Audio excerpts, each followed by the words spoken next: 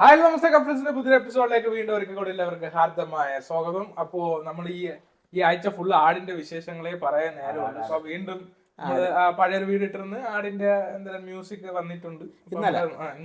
അത് ആരായിരിക്കും ഇന്നലെ നമ്മള് വീട് ഇട്ടു.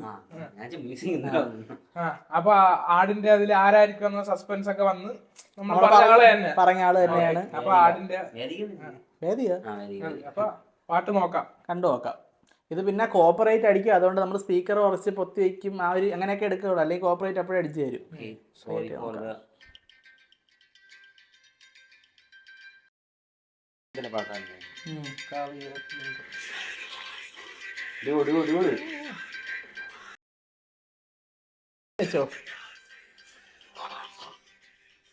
എവിടെ കൈ കിട്ടണേ?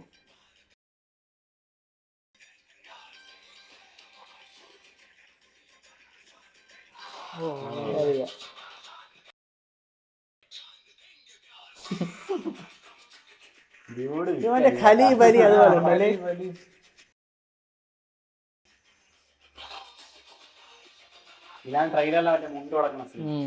ഈ ബിജെപിയിലാണ്.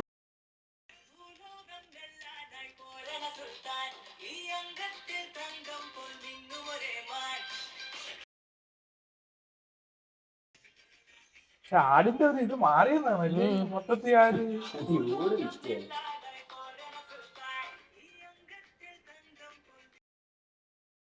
തിയേറ്ററിൽ കത്തിക്കും. കളിക്കാൻ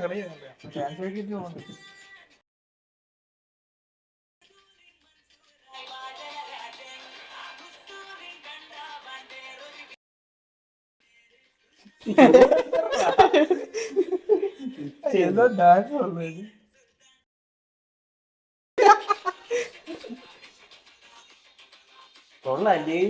ടിപ്പു സുൽത്താൻ ആണെന്ന് തോന്നുന്നു കേട്ടാ. ഇത് ഇത്രയും ബ്ലാക്ക് ആയിട്ട് ഡാൻസർ വേറെ പുള്ളി ഇത് സിൽവർ ആ ശ്രദ്ധ അങ്ങോട്ട് പോവാനും കൊള്ളാം കേട്ടോ. കൊറിയോഗ്രാഫി പരിപാടി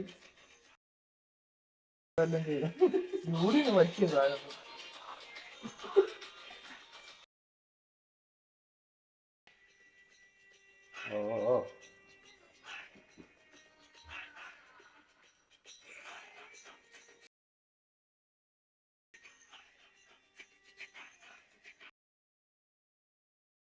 പാപ്പൻ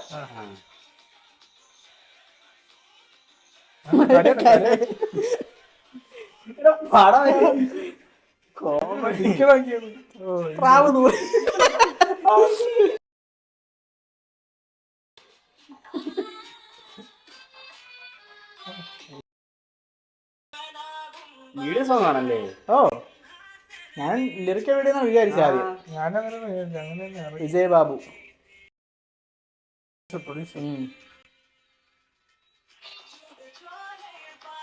വേഷം മാറി ചിലത്.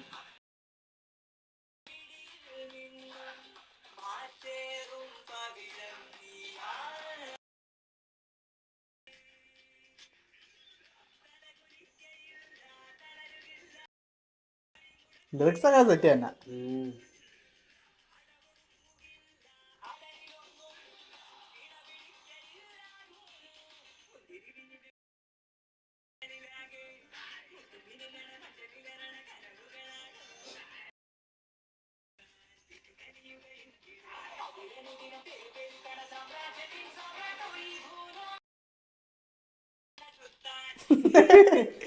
ഞാന് വേഷം അതാണ് കൊള്ളാം. ആ ഒരു സെറ്റ് ഇട്ടേക്കണത് എല്ലാരും.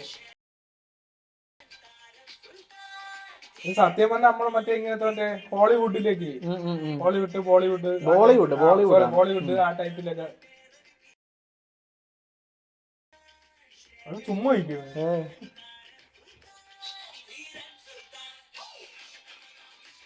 കൊള്ളാം കേട്ടോ.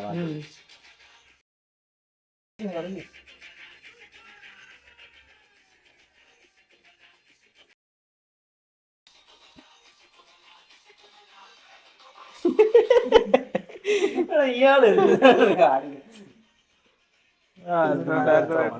വിജയ് ബാബു വേറെ സോബി അഖിൽ ജോർജ് ബിജു പോൾ വിനോദ് ബാബു നിങ്ങൾ വായിച്ചു. Thomas Xavier, M A Rajakrishnan, Krishnamohan, Aadu 3 March 19. പക്ഷേ വിജയ് ബാബു മറ്റേ ഇന്റർവ്യൂലൊക്കെ പറഞ്ഞു മറ്റേ ഈ ഇതുണ്ടല്ലേ അവര് മിഡിൽ ഈസ്റ്റിലൊക്കെ ഇപ്പോഴും കൺഫേം ആയില്ല ഇത് ഇറക്കാൻ പറ്റുമോ എന്നുള്ളത്. ആ പോസ്റ്റൊക്കെ പക്ഷെ പുള്ളി പറഞ്ഞു ഇപ്പോഴും എനിക്ക് അതിലൊരു ടെൻഷൻ ഉണ്ട്, മിഡിൽ ഈസ്റ്റിന്റെ കാര്യത്തിൽ ക്ലിയർ ആവാത്തോണ്ട് ചെറിയൊരു അതന്നെ യുദ്ധം അങ്ങനെ നിൽക്കുമ്പോ എല്ലാ മേഖലയും ഒരുപോലെ ബാധിക്കും. അപ്പൊ പുള്ളി തന്നെ പറഞ്ഞു ആട് മാത്രമല്ല ഇപ്പൊ പാട്രിയോട്ട് ആയാലും മറ്റേ ദൃശ്യം ആയാലും എല്ലാം ആയാലും മിഡിൽ ഈസ്റ്റ് ഒരു വലിയ കേരളം പോലെ ഒരു വലിയ മാർക്കറ്റാണ്. അപ്പം അതിനൊരു അത്രയും മലയാളികൾ അവിടെ ഉണ്ട്, അതാണ് കാരണം. പിന്നെ പാട്ടിനെ പറ്റി നമ്മളൊന്നും പറഞ്ഞില്ല. പാട്ട്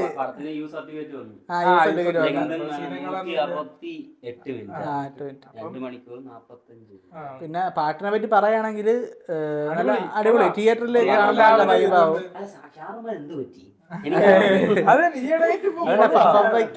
എനിക്ക് ആദ്യം വന്ന സമയത്ത് അങ്ങനെ കൊള്ളായിരുന്നു, തിയേറ്ററിൽ കൊള്ളായിരുന്നു പാട്ട്. പിന്നെ ഇത് സത്യം പറഞ്ഞാൽ മറ്റേ നമ്മളെ ബോളിവുഡിലൊക്കെ ചില ഇങ്ങനത്തെ ഈ ടൈപ്പ് ഉണ്ടല്ലോ, ഈ ടൈപ്പ് എനിക്ക് മറ്റേ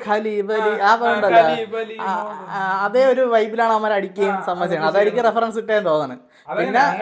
പിന്നെ മൈസൂരിൻ സുൽത്താൻ അങ്ങനെയൊക്കെ പറഞ്ഞിട്ടുണ്ട്. അപ്പം വിനായക ചിലപ്പോൾ ടിപ്പു സുൽത്താനായിട്ട് വല്ലതുവാണെങ്കിലാന്ന് ഡൗട്ടുണ്ട്. മൈസൂരിലെ സുൽത്താൻ പിന്നെ ആരാണ്? ടിപ്പു അല്ലാതാ? ഹൈദരലി അച്ഛനുണ്ട്. അത് കൊള്ളായിരുന്നു. അതെ ഇങ്ങനെ കരഞ്ഞോണ്ടാണ് എന്താ അറിയൂട, എന്താണെന്ന് അറിയൂട. അതുപോലെ തന്നെയാണ് ട്രെയിലറിൽ ചാടി വാള് കറങ്ങുമ്പോഴത്തേക്ക് തലവേദനയുള്ളത്. അവിടെ വടവലിയൊക്കെ ഉണ്ടാന്ന് തോന്നി. അതോ വേറെ എന്തെങ്കിലും ആയിരിക്കും അവിടെ. ശരിയാണ്. അതെ. പിന്നെ മ്യൂസിക് തന്നെ ഇത്ര വൈബാണെങ്കിൽ സിനിമ നമുക്ക് അറിയാം, അടിപൊളിയായിരിക്കും. പിന്നെ വേദിയെ പറ്റി പറഞ്ഞ നല്ല എനർജി, നല്ല ഫയറായിരുന്നു. പിന്നെ മൊത്തത്തിൽ എല്ലാരും ഓവറോൾ കോസ്റ്റ്യൂംസ് ഒക്കെ സൂപ്പർ ആയിരുന്നു. പിന്നെ നമ്മൾ കണ്ട ആടല്ല, ആട് 3 ആയപ്പോഴത്തേക്ക് അതിന്റെ ഒരു ഇതും ആ ഒരു സ്ക്രീനിന്റെ ആ ഒരു ബിഗ് സ്ക്രീൻ വലിയൊരു ഇതിലോട്ടായി, വലിയൊരു സ്കെയിലോട്ട്. ഇപ്പം ആട് 1ഉം ഈ പാട്ടും തന്നെ ജസ്റ്റ് ഒന്ന് കമ്പയർ ചെയ്ത് നോക്കാം, അതിന്റെ ഡിഫറൻസ് മനസ്സിലാവും. അത് തന്നെ കുറച്ചുകൂടെ ഒരു സംഭവത്തിലാണ്. ഇപ്പൊ ആട് 4 ഒക്കെ ആട് 4 ഉണ്ട്.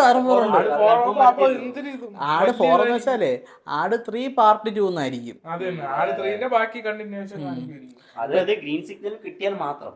അതെ, അല്ല പാർട്ട് 1 എന്ന് ഇതിന്റെ അടി എഴുതിയിട്ടുണ്ടോ? അപ്പൊ 2 എന്തായിട്ട് വരും. ഇപ്പൊ എല്ലാത്തിലും ഉള്ളതാണ്. അത് സത്യം പറഞ്ഞ ഒരു മാർക്കറ്റിംഗ് അല്ലേ ഒരേ പരിപാടി. അപ്പൊ ഇതൊക്കെയാണ് പറയാനുള്ളത്. പാട്ട് കൊള്ളാം കേട്ടോ, പാട്ട് കൊള്ളാം, പാട്ട് സെറ്റാണ്. അപ്പൊ അത്രയൊക്കെ ഉള്ളൂ. ഇനിയിപ്പം ഫ്രൈഡേ ഫിലിംസിന് എല്ലാവിധ ആശംസകളും. നമ്മള് ഫാൻ ഷോ ടിക്കറ്റ് എടുത്തിട്ടുണ്ട്. രാവിലെ 9:30 നമ്മൾ പോയി പൊളിക്കും. എന്തായാലും പാട്ട് dance first day first show review വരും.